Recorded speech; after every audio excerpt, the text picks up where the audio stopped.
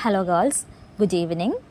Today I'll be discussing the fourth module of EMHR, which is the Right to Information Act 2005.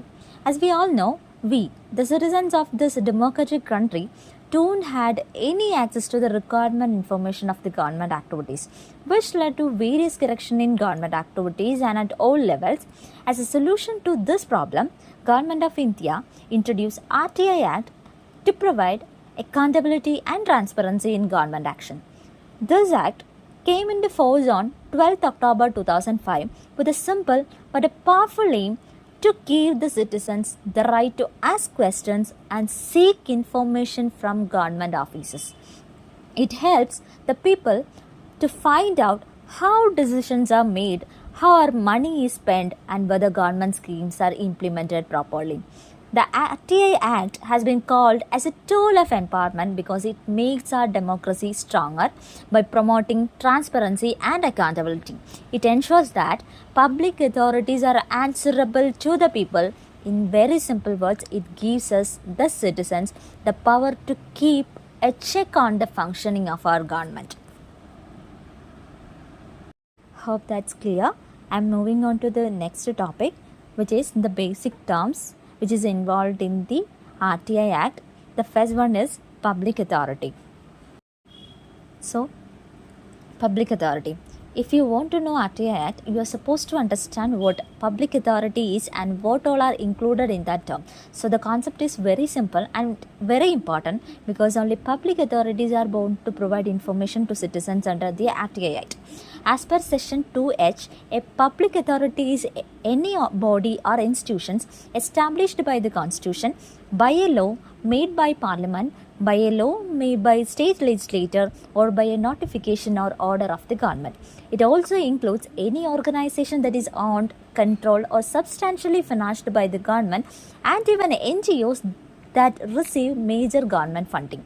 For example, ministries, public sector undertakings, universities, panchayat, etc.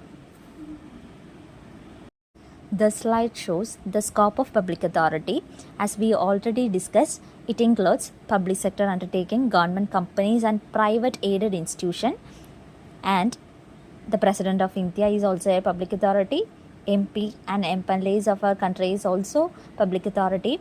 All the central and state government departments are public authorities. Corporation, municipalities, panchayat, judiciary, shipyard, cooperative institutions, welfare boards, even universities are public sector undertakings or public authorities. Nationalized banks and nationalized insurance companies are also under the scope of public authority. Okay, the next term is competent authority.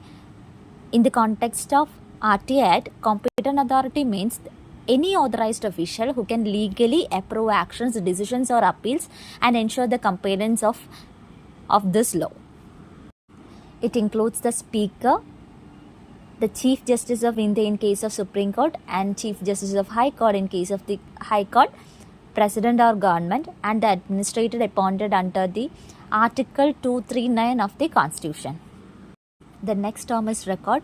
Under this Act, record refers to any document, paper, file, note, report, memorandum, email, or any other material in any form that is held by or under the control of any public authority.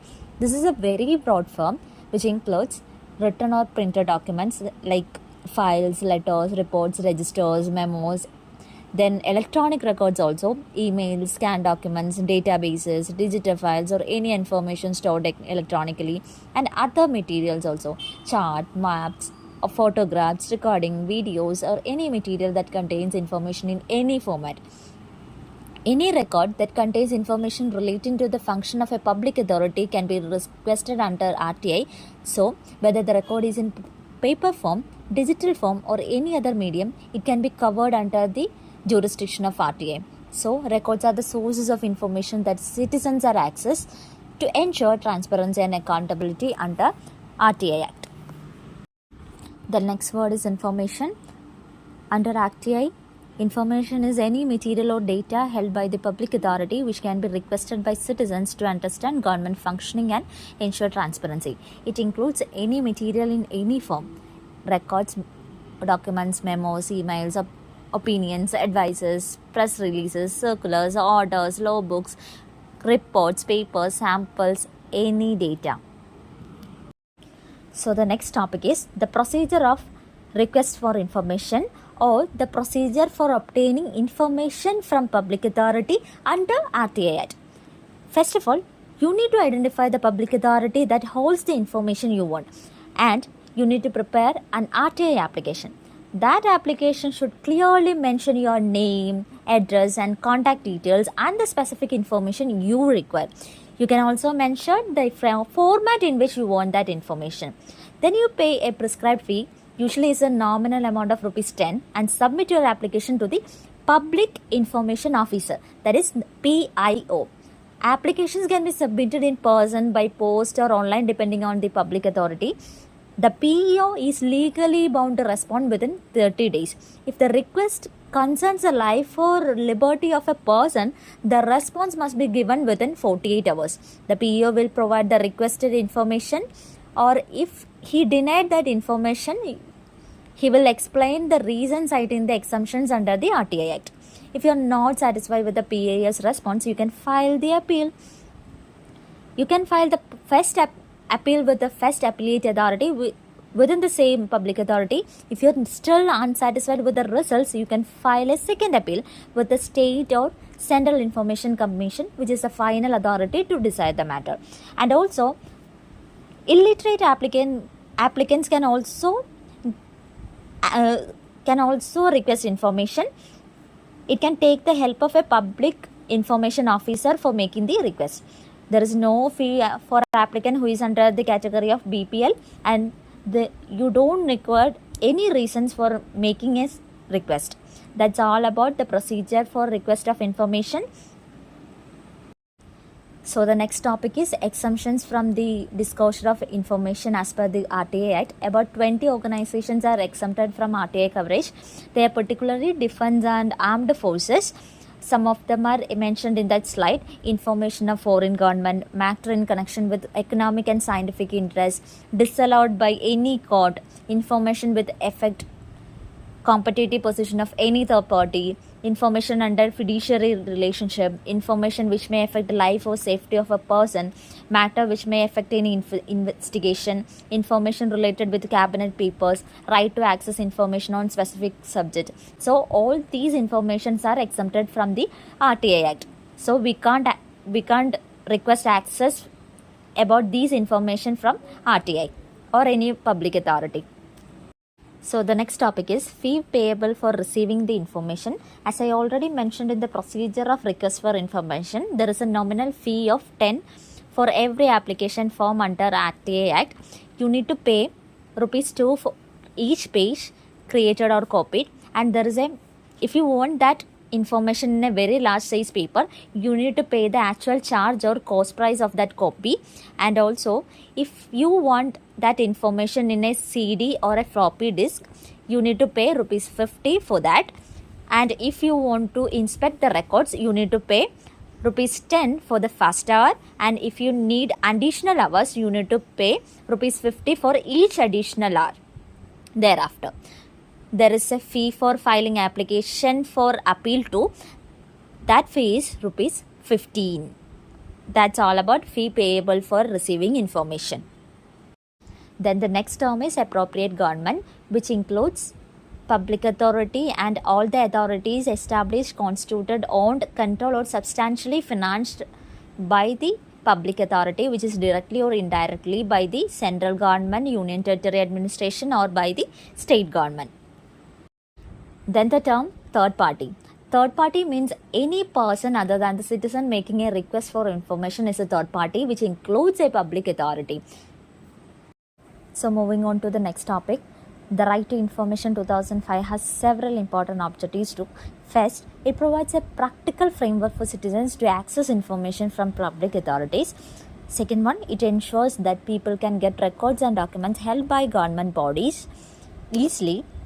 And third one, it promotes transparency and accountability, reducing the corruption in public offices. Fourth, it helps citizens become aware of their rights and encourages them to exercise their rights effectively. And finally, it enables people to participate meaningfully in the development and decision-making processes, making governance more inclusive and responsive. In short, the RTI Act empowers citizens and strengthens our democracy in many ways.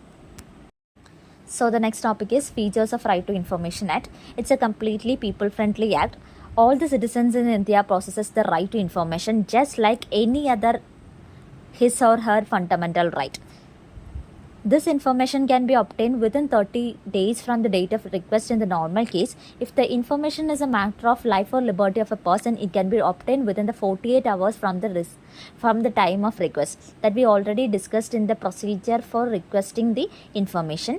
Every public authority is under the obligation to provide the information on any form, which is written or by any electronic means, but certain information, as we already discussed in the exemptions, some information cannot be disclosed even under the RTI Act. So, when it comes to national security, that particular information will not be disclosed at any case. If you are not satisfied with the information given by the public information officer, you can also go for the appeal. That also we discussed. Appeal against the decision of the Central Information Commission can be made to an officer who is in the senior rank. These are the main features of Right to Information Act, and also any illiterate can make use of this act. They can avail the benefits of the RTI from the public information officer on any information. They can take the assistance of the PIO who on hearing complaint and words will write down the matters and read them before processing it. That's all about the features. So moving on to the grounds of rejection. If your request is incomplete, that request will be rejected. If information is prejudicial and affect the sovereignty of the nation, that information also will be declined. If you seek information which has been forbidden to be published by any court, that also will rejected.